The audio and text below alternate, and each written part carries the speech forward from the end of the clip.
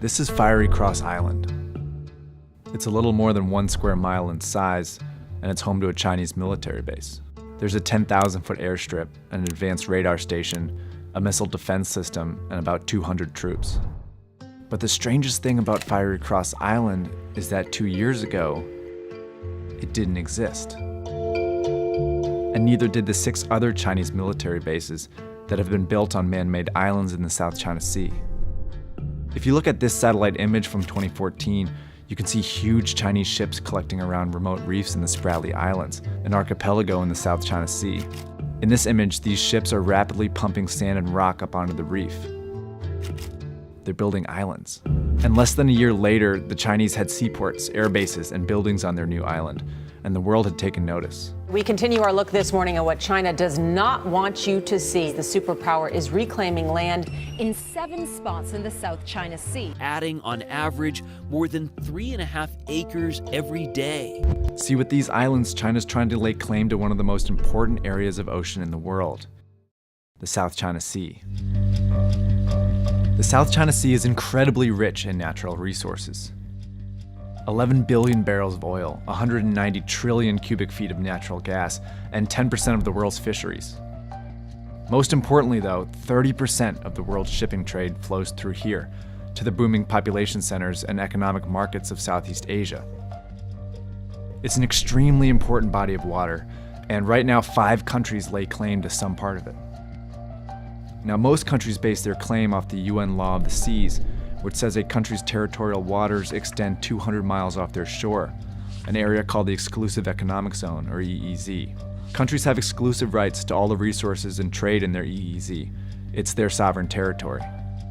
So for example, any oil that's found within 200 miles off the coast of Vietnam belongs exclusively to Vietnam. But any area that isn't in an EEZ is regarded as international waters, and it falls under UN maritime law, which means everybody shares it. Now, every country in the South China Sea region uses this 200-mile EEZ threshold to determine its claims. All except China. China argues they have a historical claim to the South China Sea, dating back to naval expeditions in the 15th century. And they mark it using a really confusing border called the Nine Dash Line. Following World War II, Japan, who had dominated the entire region, lost all control of its surrounding seas. China used the moment to claim the South China Sea by drawing this imprecise line on the map that encompassed 90% of the South China Sea. It became known as the Nine Dash Line. And when the UN established the 200-mile EEZ in 1973, China stuck to its own line, refusing to clarify its boundaries and ignoring claims by other countries. Now that brings us to the Spratly Islands. It's a remote, barely inhabited cluster of islands currently claimed by China, Vietnam, the Philippines, and Malaysia. The Spratlys are both geographically and symbolically at the heart of the South China Sea. That's because any country that can claim the Spratly Islands can extend their EEZs to include them, and gain exclusive rights to the surrounding territory. But it's really hard to legitimately claim uninhabited piles of sand, so a few nations have built small buildings and ports on their claimed islands, and even stuck a few people there. But China believes all of the Spratly Islands belong to them, which brings us back to why they're building islands there. Installing military bases on these new artificial islands took the dispute to a whole new level, showing how China is potentially willing to defend its claims with force. Now, this is about when the United States took notice. While the US has no claim in the South China Sea, it is the world's lone superpower and uses its massive navy to defend international waters. But China sees the US presence in the area as an encroachment in their backyard. When a US destroyer ship sailed just 12 miles off the shore of one of China's man-made islands in the Spratlys, China sent out their own destroyer and a patrol boat as a warning. China's building these islands in order to increase control around the surrounding waters, using a strategy that they've deemed the cabbage strategy, where they surround a contested island with as many ships as possible. In May of 2013, China sent several ships to Ayungin Shoal, which is just 105 nautical miles off the coast of the Philippines, well within that 200-mile EEZ. The Philippines has 8 soldiers stationed there. Like wrapping leaves around a cabbage, the Chinese sealed off the Philippines' access to Ayungin Shoal with fishing boats, surveillance ships, and Navy destroyers, creating a blockade so that the Filipinos can't receive shipments of food and supplies. By building their own man-made islands, China is essentially building naval bases. The more islands they have, the more ships they can support, and the more territory they can slowly take control of.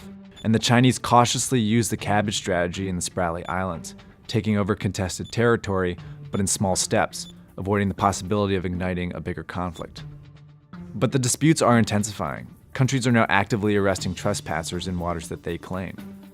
And China could go a step further. Since 2015, they've threatened to declare an air identification zone above the South China Sea, declaring that all aircraft that fly through it would need Chinese permission.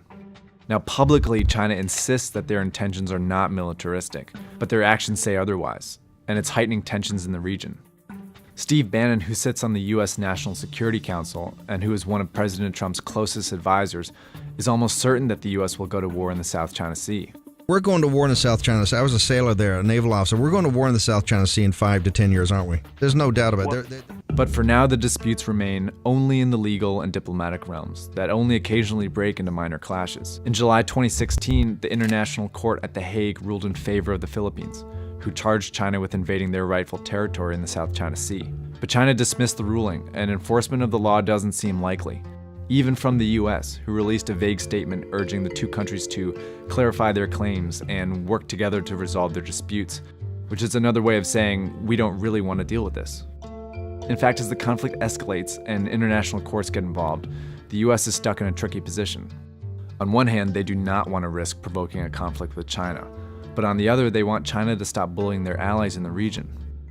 Up until now, the US has managed the situation by continuing to patrol through the South China Sea. It's also likely that the US would fly fighter jets above the sea if China actually does declare an air identification zone. These are symbolic but effective ways of keeping China in check, while not getting too involved in the details of the conflict. So far, the disputes in the South China Sea have not become violent, but countries are starting to defend their claims by increasing troop numbers, weaponizing their territory, and provoking each other. It's a complex situation that will continue to gain international attention, for better or for worse.